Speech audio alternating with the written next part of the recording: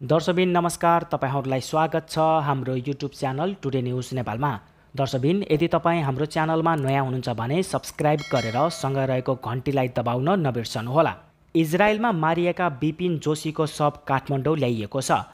अहिले उनको शव श्रद्धाञ्जलीका लागि राखिएको छ। बिपिन जोशीको पार्थिव शरीरमा प्रधानमन्त्री सहितका उच्च पदस्थहरूले श्रद्धाञ्जली अर्पण गरेका छन्। उनी प्रति श्रद्धाञ्जली अर्पण गर्न प्रधानमन्त्री, मन्त्रीहरू, परराष्ट्र मन्त्रालयका कर्मचारीहरू पनि विमानस्थल पुगेका छन्। उनको शव आजै कञ्चनपुरको भीमदत्त नगरपालिका स्थित उनको घरमा लगिनेछ।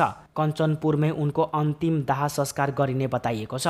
अध्ययनको सिलसिलामा इजरायल पुगेका कञ्चनपुरका बिपिन जोशी गत 2023 अक्टोबर 7 मा हमासले किबुत्ज क्षेत्रमा गरेको आक्रमणको क्रममा बन्धक बनाइएका थिए। त्यसपछि उनको अवस्था अज्ञात रहेकोमा गत असोज 27 गते इजरायली अधिकारीहरूले उनको मृत्यु पुष्टि गरेका थिए।